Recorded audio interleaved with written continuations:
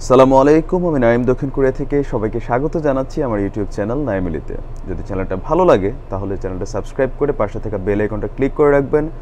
আর যদি ভালো না লাগে দেখতে থাকুন, দেখতে দেখতে ভালোবাসা হয়ে যাবে। তো আজকে একটা ইনফর্ম দিচ্ছি, অনেকে আছেন যারা আমার সাথে ফেসবুকে কানেক্ট হতে চাচ্ছেন। আমার ফেসবুক পেজের নাম হচ্ছে Naim Korea, NAYEEM space KOREA। এটা হচ্ছে আমার ফেসবুক পেজ। ইচ্ছা করলে আপনি এখানে কানেক্ট হতে পারেন। ফেসবুকে বেসিক্যালি আমি খুব বেশি লাইভ করি, তো যারা আমার সাথে কথা বলতে চান ফেসবুকে স্বাগত রইল। আরেকটা বিষয়, আজকের আলোচনার বিষয়ের অংশ হচ্ছে যে আমাদের ভারত বাংলাদেশ সীমান্তে একজন বাংলাদেশি রাখালকে কুপিয়ে জখম করেছে ভারতীয় দুর্বৃত্তরা। তো সেই প্রসঙ্গটা আজকে আলোচনার বিষয়। এর আগে একটু কথা বলে নিচ্ছি। আমি ব্যক্তিগতভাবে ভারত বা পাকিস্তান কোনোটারই বিরোধী না। আমি ভারতকে ঘৃণা করি, পাকিস্তানকে ভালোবাসি তাও না, পাকিস্তানকে ঘৃণা করি, ভারতকে ভালোবাসি তাও না। আমি আমার জায়গা থেকে দুইটা দেশ সম্পর্কে কখনো কথা বলি না, বলি তাদের ভেতরের যেগুলোর সাথে বাংলাদেশের স্বার্থ সংশ্লিষ্ট আছে, তাদের রাজনীতির মধ্যে যেই দুরবস্থাগুলো আছে, দুর্বৃত্তায়ন আছে, সেটা আমি বাংলাদেশের রাজনীতি নিয়ে কথা বলি। তো অনেকে আমাকে ভুল বোঝেন। আর আরেকটা শ্রেণীর মানুষ আছেন যাদের উদ্দেশ্যে আমার এই কথাটা না বললেই না। আমার অনেক ভিডিও যেগুলো ভারতের বিরুদ্ধে যায়, ভারতের নাগরিক হিসেবে একজন ভারতীয় যখন আমাকে গালি দেয় আমি সেটা অ্যাকসেপ্ট করে নেই কোথাও না কোথাও। কিন্তু পাকিস্তানের বিষয়ে যখন কথা বলি, পাকিস্তানিরা আমাকে গালি দিত, আমার ভালো লাগতো। কিন্তু দেখা গেছে পাকিস্তানের হয়ে বাংলাদেশের অনেকে আমাকে গালাগালি করেন।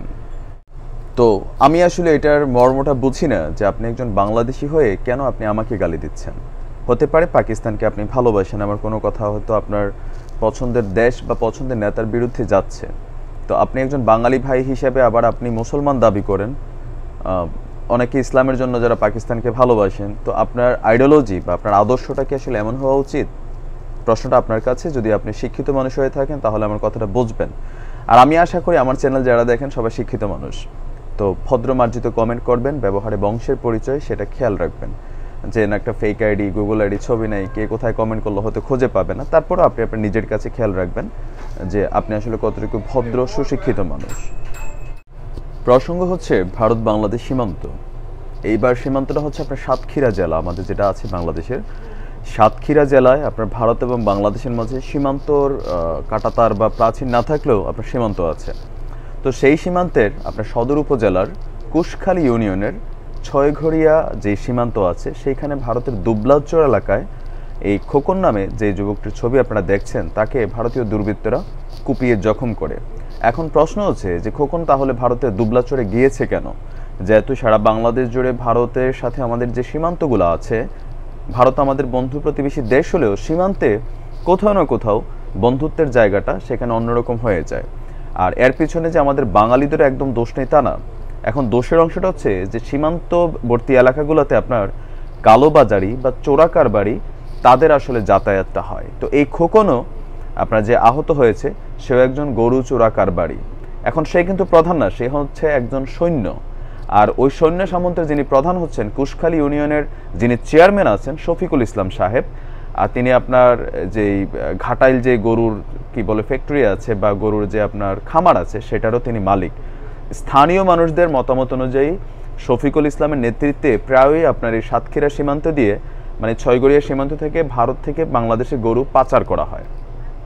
তো তারই ধারাবাহিকতায় গত বুধবারে খোকন সহ 7-8 জনের একটি দল তারা আপনার এই ছয়গড়িয়া সীমান্ত দিয়ে ভারতে গরু আনতে যায়। গরু কেনাকাটা করে তারা যখন আপনার ফিরতে ছিল তখন ভারতের দুবলাচরের মাঝে কিছু দুর্বৃত্তরা তাদেরকে আক্রমণ করে, তাদের সাথে থাকা টাকা পয়সা ছিনতাই করে নিয়ে যায়, এমনকি তাদেরকে কুপিয়ে জখম করে। তো বাকিরা এখানে কেউ নিহত হয়নি, বাট অনেকে আহত হয়েছে। এর মাঝে খোকনের অবস্থা সবচেয়ে খারাপ। তো খোকনকে বর্তমানে সাতক্ষীরা সদর যেই হসপিটাল আছে সেখানে সে চিকিৎসাধীন আছে। তো এটার বিরুদ্ধে আসলে এখনও কোনো ধরনের মামলা হয়নি।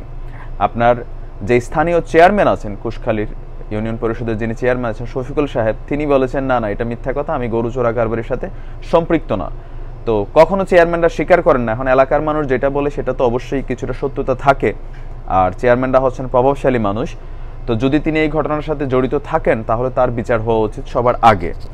যেহেতু ভারত বাংলাদেশের মাঝে এই সীমান্তগুলো এলাকার মধ্যে নানান মানুষ মারা যাচ্ছে একমাত্র চোরা কারবারির জন্য, তো চোরা কারবারিটা বন্ধ হবেও না, এটা হওয়া সম্ভব না। কারণ হচ্ছে দোনোটা দেশের মাঝে যারা বসবাস করি সীমান্তবর্তী এলাকায় চাল, ডাল, চিনি, পেঁয়াজ, তারপরে হচ্ছে আপনার মাদকদ্রব্য, নানান ধরনের জিনিসগুলো, বিশেষ করে গরু আপনার ভারতীয়রা গরুকে মাতা মনে করলেও কিন্তু বাংলাদেশের কাছে আসলে বিক্রি করে দেয়। অনেকের এটা গায়ে নিয়েন না, আমি এটা নেগেটিভলি বলেন, কিন্তু এটা বাস্তব। তো ভারতে আপনার বর্তমানে বিজেপি সরকার গোমাতা তারপর হচ্ছে গরু সম্পর্কে নানান ধরনের তাদের পজিটিভ ফিডব্যাক তাদের দেশে করছে। হ্যাঁ, করতেই পারেন, আপনাদের ধর্মীয় অনুভূতি অনুযায়ী আপনি করেন, কিন্তু যখন আবার ভারতের মাঝেই সাধারণ হিন্দুরা কিন্তু বাংলাদেশের কাছে গোপনে গরু বিক্রি করছে, মানে আর্থিক কারণে আপনার এই লোভটা তাদের ভিতর হচ্ছে। আর বাংলাদেশের তারাও সস্তায় পাওয়ার চিন্তা করে যে ইন্ডিয়া থেকে একটা গরু হয়তো 10,000, 15,000, 20,000 কিনলাম, বাংলাদেশের সীমানা পার করালে এটার দাম হয়ে যাবে 40,000, কারণ এটা মুসলিম প্রধান দেশ, গরুর চাহিদা আছে। তো সেই জায়গা থেকে আপনার এই চোরা কারবারিরা বিভিন্ন সময় এই সীমান্তগুলো ব্যবহার করে। ইভেন একটা ভিডিও নিশ্চয়ই দেখেছেন যে নদীর এখান থেকে আপনার কিভাবে গরু পাচার করা হয়, যে কলার ভেড়ার মাঝে গরুর শুধু নাকটা এরকম ভাসাইয়া আপনার কি হাতগুলারে পাগুলার এরকমভাবে বাইধা যাতে গরুটা পানির স্রোতে ভেসে না যায়। এই যে নানান মানে কি বলে যে নির্মম একটা অবস্থান করে গরুগুলোকে বাংলাদেশে পাচার করা হয়। এখন বাংলাদেশেও চাহিদা আছে, ভারতের মানুষেরও টাকার দরকার আছে, সেই কারণে এটা হচ্ছে। তো এটার ব্যাপারে আসলে যখন আপনার যে সাতক্ষীরা যে সদর থানার যিনি ওসি আছেন নুর আলম সাহেব, তিনি যেটা জানিয়েছেন, খবরটা হচ্ছে জাগো নিউজের, যে তিনি শুনেছেন যে ভারতীয় সীমান্তে একজন যুবককে গুলি করা হয়েছে। তো পরে তিনি হসপিটালে গিয়ে দেখেন যে না, গুলি করা হয়নি, ছেলেটাকে কুপিয়ে জখম করা হয়েছে। আর এ ব্যাপারে সাতক্ষীরার যে ছয়গড়িয়া সীমান্তের যিনি বিজিবির প্রধান আছেন ওইখানের লেফটেন্যান্ট কর্নেল গোলাম মহিউদ্দিন সাহেব, তার বক্তব্য হচ্ছে যে বুধবারে তিনি বেসিক্যালি আপনার সীমান্তর আলোচনা নিয়ে আপনার ভারতের সাথে আলোচনায় ভারতে গিয়েছিলেন, বিএসএফ এর সাথে আলোচনায় ছিলেন। তো তিনি এই ঘটনাটার ব্যাপারে এখনো ওই রকম ভাবে শোনেননি, তবে এটার খোঁজ খবর নিচ্ছেন। এখন খোঁজ খবর নিয়ে আসলে কি হবে, আমার সাথে অনেকেই অনেক ভারতীয় ভাইরা দাদারা আমার লাইভ দেখেন, এই ভিডিওগুলো দেখেন, দিদিরা আছেন দেখেন, আপনাদের প্রতি আমার কোনো হিংসা নেই, আপনাদের প্রতি আমার কোনো বিদ্বেষ নেই, কিন্তু যখন এই বিষয়গুলো আসে বস, আপনি একটু ঠান্ডা মাথায় চিন্তা করেন, আপনি একটু ঠান্ডা মাথায় চিন্তা, এটা তো দুই দেশের মানুষ, সাধারণ মানুষগুলো করছে, সরকারি দৃষ্টিতে চোরাচালান বন্ধ, সেই কারণে সাধারণ মানুষগুলো কিন্তু এখানে জড়িত।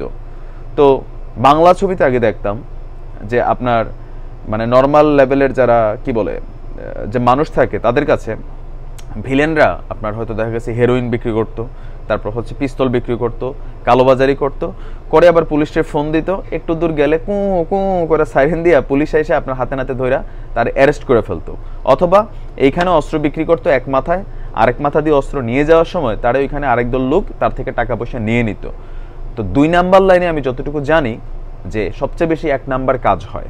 1 নাম্বার লাইনে যথেষ্ট বাটপাড়ি চিটিং থাকলেও 2 নাম্বার লাইনটাতে আপনার যথেষ্ট সততার সহিত কাজ করতে, যারা 2 নাম্বারই কাজ করেন তাদের ওয়ার্ডের জবানের তাদের এই কাজগুলোর যথেষ্ট ক্লিয়ারিটি থাকে।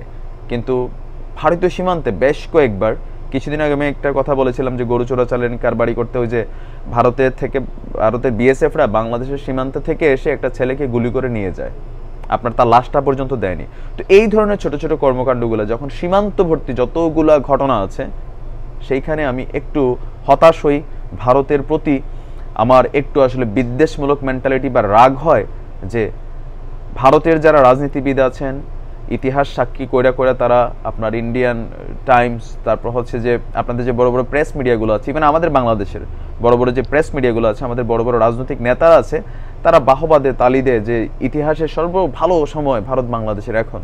তো ভালো সময়টার মধ্যে এই ধরনের একটা ক্রাইটেরিয়া কি করা যায় না যে বর্ডারে যদি এরকম চোরা কারবারি ধরা পড়বেই, সেটা সারা বিশ্বে হচ্ছে, আপনার যত উন্নত বিশ্ব আছে চোরা কারবারি আছে সারা দুনিয়ায়, মাফিয়া যে চক্র সারা দুনিয়াতে আছে।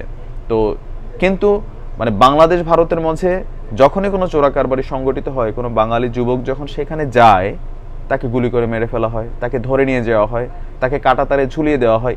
এই জায়গাটা কেন এখনো বন্ধ হচ্ছে না? বা ভারতের সাধারণ মানুষও সীমান্তবর্তী এলাকায় আমি দেখছি তারা অন্যরকম একটা অ্যাগ্রেসিভ ভূমিকা পালন করে, যেখানে বাঙালিদের উপর তাদের ডিপেন্ড করতে হয়। ভারতের অধিকাংশ যে মাদকদ্রব্য সেগুলো বাংলাদেশের মানুষেরা আমরা খাই দেখে ভারত বানায়। আপনি দেখেন ফেন্সিডিল, 9000 বিয়ার, কিংফিশার, এরকম কয়েকটা ব্র্যান্ডের আছে, হুইস্কি, ভদকা সৎকা, এগুলো ভারত থেকে কিন্তু আসে, বাঙালিরা খাই দেখে আসে। আমি দোষ ভারতের দিচ্ছি না, আমরা বাঙালিরা খাই, সেখানে ভারত বিক্রি করে। তো ভারতের সাথে সীমান্তবর্তী আমাদের নানান পজিটিভ নেগেটিভ দিক আছে।